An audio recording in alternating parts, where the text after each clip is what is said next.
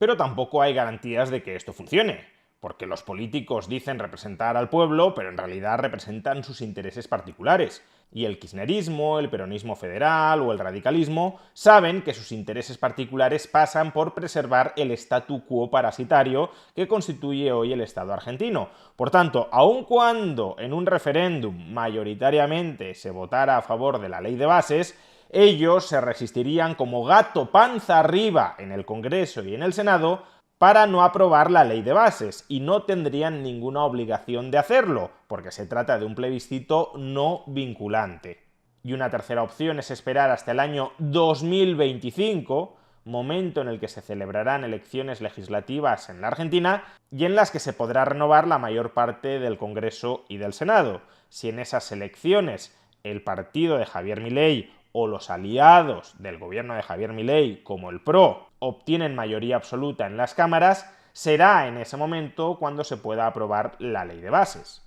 El problema obvio de esta última opción es que 2024 y gran parte de 2025 serían años totalmente perdidos desde un punto de vista reformista y revitalizador de la economía. Y una última opción que también podría barajar Javier Milei para gobernar hasta el año 2025, hasta que se celebren elecciones legislativas en Argentina, es gobernar a través del uso de decretos de necesidad y urgencia. Es decir, aprobar muchas de las reformas contenidas en la ley de bases, al menos aquellas que competencialmente puedan aprobarse por esta vía,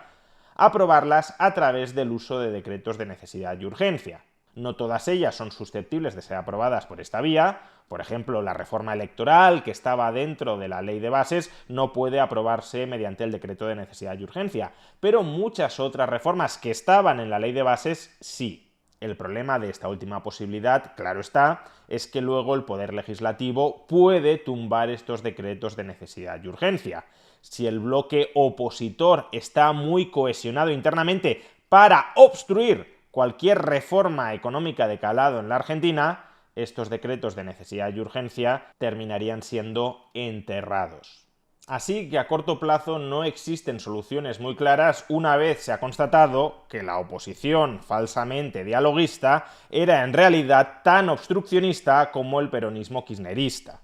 Y si la ley de bases y puntos de partida para la libertad de los argentinos no sale adelante, y no digamos ya si el legislativo terminara tumbando también el decreto de necesidad y urgencia, a la economía argentina le espera una travesía por el desierto durísima. Porque esto es lo que la oposición obstruccionista, el kirchnerismo, el peronismo federal y el radicalismo no le están contando a la población. En 2024 y 2025 la Argentina va a tener que ejecutar un ajuste presupuestario enorme. Si Argentina quiere frenar la inflación, necesita alcanzar el superávit presupuestario. Y eso significa aumentar ingresos y recortar gastos. Y el efecto inicial que tiene sobre la economía un ajuste fiscal de este calibre es un efecto contractivo. Si reduces el gasto agregado neto que llega a la economía, de entrada muchos sectores económicos se paralizan. La esperanza del gobierno de Javier Milei era compensar, al menos en parte, este efecto paralizador a corto plazo de la actividad económica derivado de la necesidad de ajustar un déficit público enormemente desequilibrado por el gobierno peronista anterior, compensar esta parálisis a corto plazo de la economía derivada del ajuste presupuestario con una liberalización en profundidad de la economía que estimulara la inversión privada tanto interna como externa. Si Argentina se convierte, gracias a la liberalización que proyectaba la ley de bases y el decreto de necesidad y urgencia, si Argentina se convierte en un destino nacional e internacional muy apetecible para la inversión gracias a la liberalización, pues parte de la contracción del gasto derivado del ajuste del déficit se compensará con el aumento de la inversión privada gracias a las mayores oportunidades de inversión fruto de la liberalización. Pero si esto último no se da, si no se abre la economía argentina al mundo y por tanto la inversión interna y externa no aumenta como consecuencia de la desregulación, de una desregulación que está bloqueando el Congreso,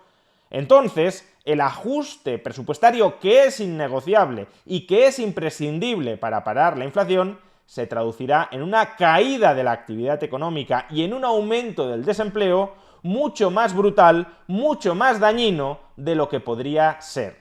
Y ese destrozo económico mayúsculo es al que está condenando la oposición obstruccionista a la sociedad argentina. Y está condenando a la sociedad argentina a un hundimiento económico porque no quieren alterar el statu quo estatal del que han estado viviendo y medrando durante décadas. No solo eso, en el fondo a la oposición obstruccionista les interesa que haya una auténtica debacle económica. Al kirchnerismo, al peronismo federal, al radicalismo, les interesa que el gobierno de Javier Milei fracase a la hora de estabilizar macroeconómicamente la Argentina y relanzar el crecimiento económico. Porque si fracasa, si hay una debacle económica muy grande en la Argentina como consecuencia del bloqueo legislativo decretado por la oposición obstruccionista, entonces el kirchnerismo, el radicalismo, el peronismo federal consideran que tendrán mayores opciones de regresar al poder. De regresar al poder, además, sin haber desarmado todo el entramado institucional a través del cual estos grupos políticos parasitan a la población. En definitiva, con una economía al borde de la hiperinflación, con una actividad que se está paralizando, con un Estado que sigue parasitando a la población argentina empobrecida, la casta política del país que ha gobernado, que ha desgobernado, que ha arruinado a la población durante las últimas décadas, el peronismo y el radicalismo, convierten a los argentinos en rehenes de las instituciones parasitarias que ellos mismos han armado durante los últimos años y que ahora se niegan a desarmar para no ver reducidos sus privilegios y para incrementar sus opciones de regresar al poder después de haber generado muchísimo dolor innecesario sobre una población a la que se le va a negar